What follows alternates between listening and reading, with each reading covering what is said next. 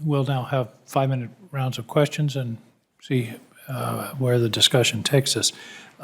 Let's just pick up where Mr. Kronig left off. Mr. Kalina, wouldn't our failure to modernize, given the age of the Minutemen, or your view is we should abandon the ICBMs, wouldn't that in itself send a negative deterrent signal, if you will, to our adversaries?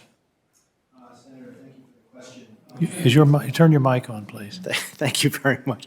Senator, thank you for the question. When you look at deterrence, the basis of deterrence, in my view, is assured retaliation, that we must be able to retaliate to any nuclear strike that may come. The land-based ballistic missiles, the ICBMs, simply play no role in that. They are not an assured deterrent, and here's why.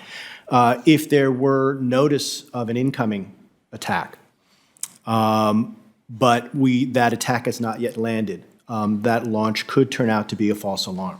So launching our ICBMs before that attack lands, we could be starting a nuclear war by mistake. I think everyone would agree that would be a nightmare scenario that we never want to be in.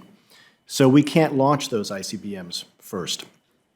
But you can't launch them second either, because if it is a real attack, then those ICBMs have been destroyed in the ground because they're vulnerable. They are immobile in silos. So there really is no use case for the ICBMs, in my opinion, but they're quite dangerous because as long as they're there, any president would be tempted, might even be advised, to launch those nuclear weapons in an alert situation where there may be an incoming attack. Because we know they're all targeted, the temptation is use it or lose it, isn't that the danger? That's exactly right. And so there's this built-in incentive, once they're there, as they're there now, to use them before the attack arrives. But that raises the daunting prospect of that we would start nuclear war by mistake. And again, I think we want to agree, or should all agree, that that is not a scenario that we want to be part of. One of the arguments that I've read for doing what you suggest, which is going from a triad to a dyad, is the alleged invulnerability of the submarines, that they're there. My concern is, we thought space was invulnerable too 10 or 15 years ago, and now it's not. And what if 5, 10, 15 years from now, our adversaries figure out how to look for ways to track our submarines? Then suddenly, they're not invulnerable, and they're at risk. The bombers are at risk, and if you don't have the ICBMs, again, haven't you diminished your deterrent? I worry about counting on the perpetual invulnerability of submarines. Senator, I agree with you that we need to worry about future threats to the submarine force. The concerns about the subs becoming vulnerable has been a concern for decades. It hasn't happened yet, in part because of the very capable research and development program that the Navy has to stay ahead of threats to submarines. We need to keep doing that. We need to keep investing in R&D for submarine survivability. At the same time, we're deploying a new generation of more stealthy submarines. So, and on top of that, we have the bombers as a backup to that. So I would say we have 3 forms of insurance to the possible future vulnerability of the submarines. Those 3 forms are enough, and as I said, the ICBMs don't really provide any insurance because they're simply not usable in any of the scenarios you could imagine. Let me ask a question of any of you that want to jump on this.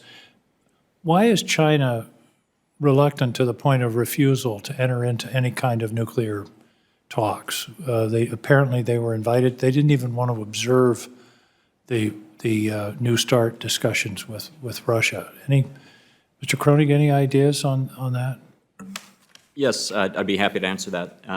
I think part of it is a lack of history and experience with arms control. We think of arms control as a broad category of policy instrument, but essentially it's really been an instrument used between the United States and Russia. So I think there is some chance that over time the Chinese could become brought in to the arms control fold, although it will be difficult. I think a second reason is also Chinese strategic culture. The idea, I think in the West, we often think that transparency means security, being open, showing the Russians what we have, seeing what they have.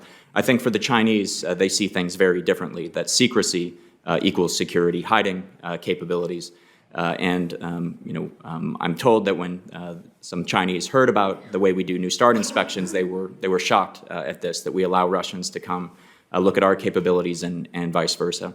So I think it will be difficult, but I think if arms control is to be meaningful in the 21st century, China will have to be brought in. It's not the 1970s anymore. The United States and Russia and strategic forces is not the only adversary or the only types of capabilities we would like to control. Well, it may be that as China reaches a more mature level of their nuclear force, then perhaps they will feel confident enough to enter into these discussions. I certainly hope so. Senator Fisher.